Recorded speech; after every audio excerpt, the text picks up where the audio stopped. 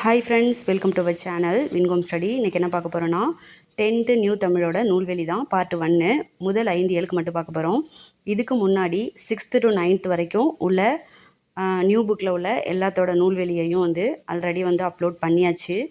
பார்க்காதவங்க பிளேலிஸ்ட்டில் இருக்கும், போயிட்டு பாருங்கள். ஃபஸ்ட்டு பாவலரேறு பெருஞ்சித்திரனார். இவர் கனிச்சாறு தொகுதி 1 அப்படிங்கிற தொகுப்புலேருந்து 2 தலைப்பில் பாடல்கள் கொடுத்துருக்காங்க.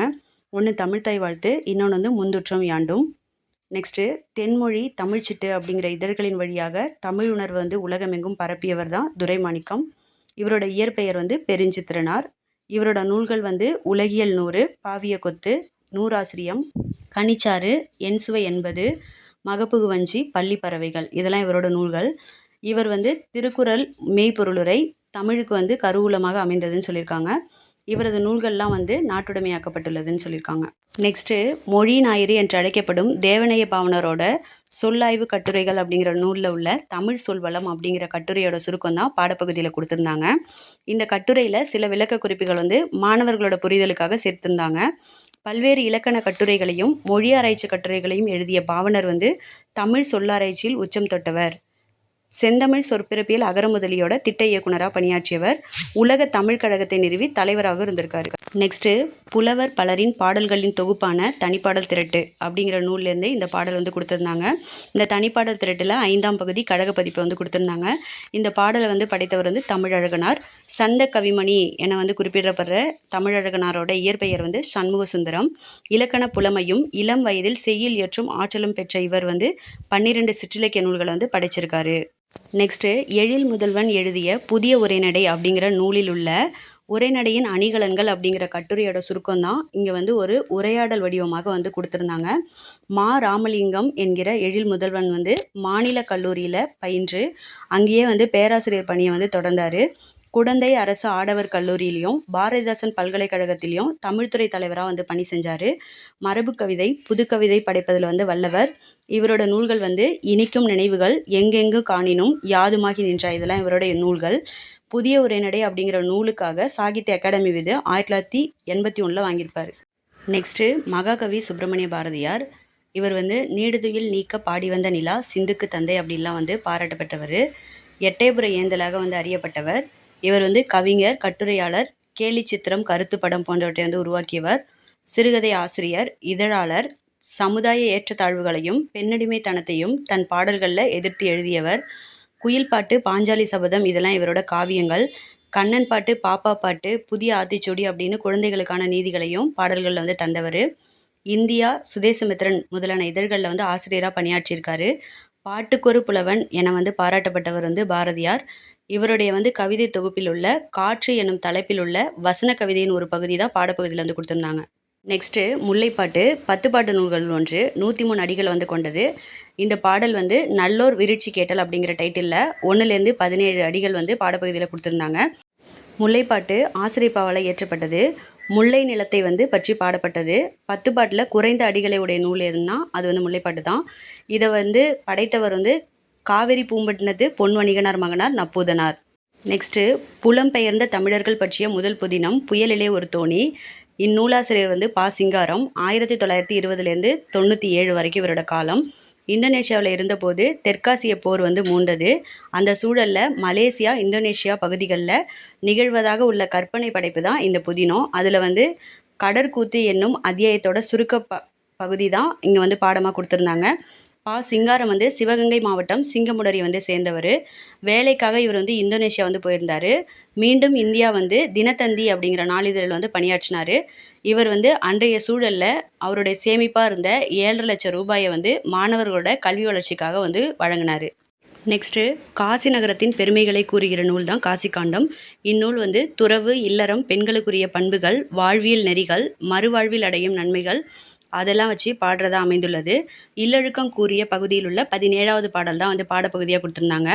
அந்த 9 விருந்தோம்பல் செய்கிற இல்லற ஒழுக்கங்களை பற்றி இந்த பாடப்பகுதி கொடுத்துருப்பாங்க. முத்து குளிக்கும் கொற்கையின் அரசர் அதிவீரராம பாண்டியன். தமிழ் புலவராகவும் திகழ்ந்த இவர் இயற்றிய நூல் தான் காசிக்காண்டம். இவரோட மற்றொரு நூல் வெற்றி வேர்க்கைன்னு அழைக்கப்படுற நருந்தொகை. அது சிறந்த அறக்கருத்துக்களை எடுத்துரைக்கும். சீவலமாறன் அப்படிங்கிற பட்டப்பெயரும் இவருக்கு இருக்குது. இவர் இயற்றிய நூல்கள் நைடதம், லிங்க புராணம், வாயு சம்ஹிதை, திருக்கருவை அந்தாதி, கூர்ம புராணம்.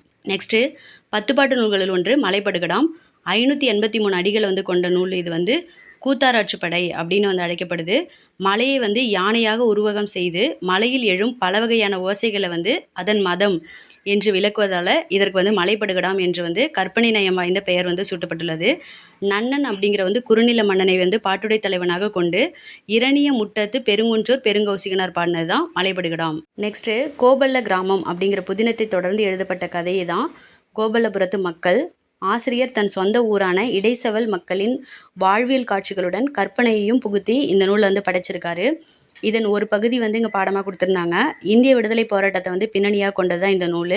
இது வந்து 1991ஆம் ஆண்டு சாகித்ய அகாடமி விருது வந்து வாங்குச்சு. கோபல்லபுரத்து மக்கள் அப்படிங்கிற கதையோட ஆசிரியர் வந்து கரிசல் எழுத்தாளர் வந்து கி. ராஜநாராயணன். 20க்கும் மேற்பட்ட நூல்களை வந்து படைத்துள்ள இவரோட கதைகள் வந்து ஒரு கதை சொல்லியோட கதைப்போக்கில் வந்து அமைந்திருந்தது.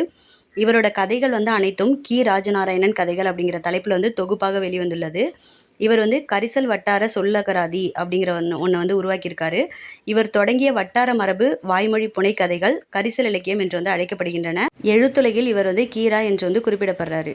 நெக்ஸ்ட்டு 4000 திவ்ய பிரபந்தத்தின் முதல் 1000ல் 691வது பாசுரம் பாடப்பகுதியில் வந்து கொடுக்கப்பட்டுள்ளது. அது வந்து எப்படி ஆரம்பிக்கும்னா, வாளால் அறுத்து சுடினும் மருத்துவன் பால் அப்படின்னு ஆரம்பிச்சிருக்கும். பெருமாள் திருமொழி வந்து 4000 திவ்ய பிரபந்தத்தில் 5வது திருமொழியாக வந்து உள்ளது. இதில் வந்து 105 பாடல்கள் வந்து இருக்குது. இதை வந்து பாடியவர் வந்து குலசேகர ஆழ்வார். இவரோட காலம் வந்து 8ஆம் நூற்றாண்டு. நெக்ஸ்ட்டு பரிபாடல் 8 தொகை நூல்களுள் ஒன்று. பாடப்பகுதியில் உள்ள பாடலை எழுதியவர் கீரந்தையார்.